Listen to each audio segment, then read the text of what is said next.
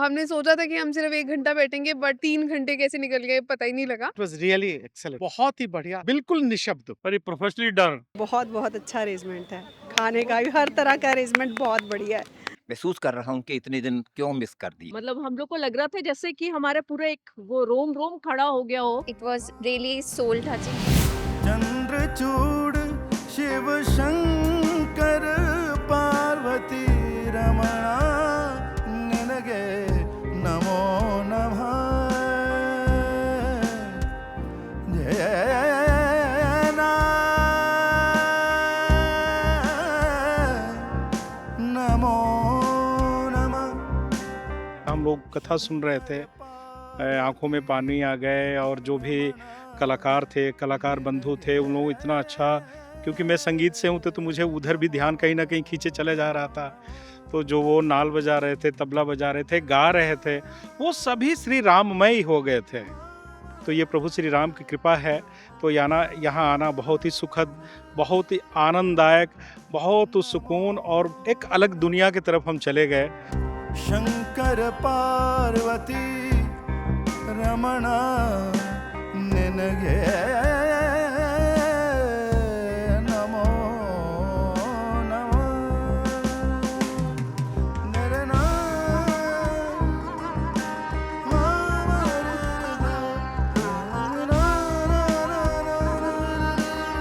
दिवाली वाले दिन मेरी ग्रैंड डॉटर ने कहा कि राम जी आए हमारे घर। मैं कहा जरूर आएंगे बेटा। 2 दिन बीते, ये राम जी हमारे घर आ गए। इन्होंने हमें इनविटेशन दिया। आज मैं फर्स्ट टाइम यहाँ आई हूँ, मुझे बहुत अच्छा लगा। और रावण को समझाने के लिए प्रभु श्री राम अपने एक ऐसे अग्नि स्वरूप दूत को भेजते हैं।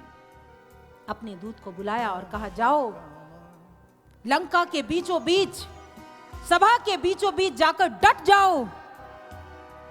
और मौन स्वीकृति दी और पहुंच गए वो दूत, वो भक्त लंका की सभा के बीचों बीच, जहां पर तीनों लोगों का अपने आप को स्वामी कहने वाला, अपने आप को तीनों लोगों का ईश्वर कहने वाला बलशाली रावण बैठा है। और वो अकेला नहीं है, उसके साथ दल बल छल सब है। और कहते हैं भक्त जाकर वहां पर खड़ा हो गया, डट गया। सब देख रहे हैं, सब जानना चाहते हैं ये कौन दूत है, ये कौन है जो अग्नि की तरह मशाल बनकर आया है। मानो ऐसा लग रहा है पूरे के पूरे लंका के अंधकार को ग्रस लेगा। ये कौन भक्त है जिसकी शिराओं में रक्त का उबाल भरा पड़ा है, जिस उबाल को देखकर आज लंकापति रावण भी थर थर कांपने के लिए विवश हो गया है। ये है कौन? ये कौन है? ये कौन है? ये कौन है? प्रचंड है, अखंड है वो, मशाल है, मिसाल है वो।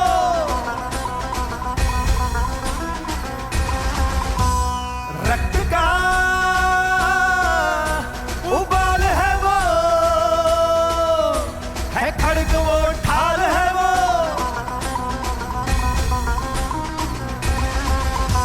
बलवान है वो, पराक्रमी है वो, कर्मवीर वो, धर्मवीर हो। रामदूत कर्मवीर कौन है वो, कौन है वो? रामदूत कर्मवीर कौन है वो, कौन है वो, कौन है वो? वो अंगद है, अंगद है, अंगद है, और कौन है? अंगद है, अंगद है, अंगद है रामदूत। वो अंगद है, अंगद है, अंगद है, और कौन है? अंगद है, अंगद है, अंगद है रामदूत। वो अंगद है, अंगद है, अंगद है, और कौन है? अंगद है, अंगद है, अंगद है रामदूत। वो अंगद है, अंगद है, अंगद है, और कौन है? अंगद है, अंगद है, अंगद है रामदूत। और कहते हैं जिस समय प्रभु श्री राम जी, लक्ष्मण जी, श्री जानकी जी अयोध्या की पवित्र भूमि पर पहुंचे तो चहुं ओर आनंद उत्सव छा गया। ये जो राम जी की कथा है, ये आनंद की कथा है, ये पीने की कथा है, ये जीने की कथा है। और अयोध्या में एक अद्भुत वातावरण है। और वो कैसा वातावरण है, कैसी स्थिति है, तो कौन कौन अयोध्या में जाना चाहता है हाथ खड़ा करके बताएं ये बात। तो चलिए सभी मिलकर प्रभु का राज्याभिषेक देखेंगे और उनके आगमन का स्वागत करेंगे। आइए। मंगल गाए दीप जलाए सब आंगन गलियां महकाए मंगल गाए दीप जलाए सब आंगन गलियां महकाए आओ चौक पुराए 14 बरस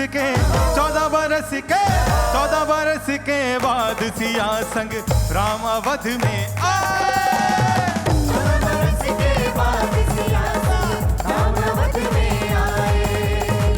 बिल्कुल दिव्य। बहुत ही अच्छा लग रहा था जब वो भजन सुना रहे थे, द होल वाइब, पूरा क्राउड जब उनके साथ चेयर कर रहा था राम सिया राम जी के, जैसे उन्होंने जयकारे लगाए, it was really very nice.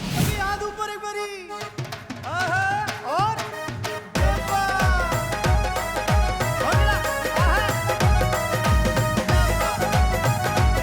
अब लग रही है अयोध्या।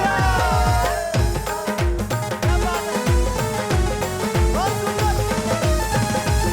सभी मिलकर आइए। जय श्री राम, जय श्री राम, जय श्री राम, जय श्री राम, जय श्री राम, जय श्री राम, जय श्री राम, जय श्री राम। सुनो भक्तों ये दुर्लभ अवसर आया, खुद चल कर ना आए हो तुम, राम ने तुम्हें बुलाया, राम ने तुम्हें बुलाया, राम ने तुम्हें बुलाया।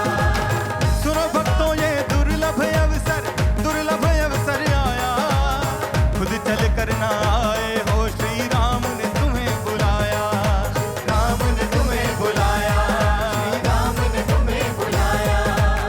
भक्तों झूमो नाचो गाओ, भक्तों झूमो नाचो गाओ, क्यों बैठे शर्माए। एक तो जो मैनेजमेंट है दिव्य ज्योति की, वो देख के, और जो कथा उसका जो वर्णन किया गया, धन्य हो गए। दिव्य ज्योति जागरण संस्थान बहुत ही पुनीत कार्य कर रहा है। समाज के अंदर भारतीय संस्कृति, सभ्यता और सनातन के प्रचार प्रसार के लिए इनका योगदान अद्भुत है। मैंने ये आपका इनका दूसरा प्रोग्राम देखा और बहुत ही ज़्यादा बेहतरीन, और मेरा मानना है कि राम कथा जो आज के बच्चे हैं उनको तो जरूर सुननी चाहिए, यंग जनरेशन को इसमें पूरा सहयोग देना चाहिए और सुनना चाहिए। सबसे पहले आयोजकों का दिल की गहराइयों से धन्यवाद, जिन्होंने चंडीगढ़ की धरा पे इतना बड़ा प्रोग्राम किया। चंडीगढ़ में इससे बड़ा प्रोग्राम मैंने आज तक नहीं देखा। कि जिस तरीके से समाज को बदलने का काम जो है किया जा रहा है, और ये सभी पूरा संस्थान जो है वो तारीफ के पात्र है। सबसे बड़ी चीज़ जो मुझे यहाँ लगी वो थी मैनेजमेंट। बहुत ही अच्छी इनकी मैनेजमेंट थी, सभी इतने वॉलंटियर्स यहाँ पे हेल्प करने के लिए लगे हुए थे। दिव्य ज्योति संस्थान की मुझे जो सबसे खूबसूरत बात लगती है कि जो परम आदरणीय आशुतोष जी महाराज, इन्होंने महिलाओं को बहुत आगे लाने का जो एक प्रण लिया। तो आप देखेंगे, जैसे आज ये बता रहे थे कि 10,000 के करीब जो हैं संत हैं, साधु हैं जो जुड़े हैं, उसमें से अप्रॉक्सीमेटली 70% महिलाएं हैं। और यहाँ भी व्यास गद्दी पर बैठकर जिन्होंने राम कथा का मंचन किया, वो एक हमारी बहन साध्वी थी। तो महिलाओं को इसके साथ जोड़ना परिवारों के मूल्यों को मजबूती देने का काम करता है। यहाँ आकर के बहुत ही आनंद आया और राममय माहौल में आकर एक नई ऊर्जा के साथ वापस जा रहे हैं। It was great experience. बहुत अच्छे भजन पहली बार मैंने सुने हैं, with the music, with the everything was super great and I really enjoyed it. And मैं बस यही देख रही हूँ कि अगली बार कब होगा एंड अगली बार कब मैं यहाँ पे सेम तरह के भजन एंड ऑल सुन पाऊँ। 14 बरस के बाद सिया संग राम अवध में आए, 14 बरस के बाद सिया संग राम अवध में आए।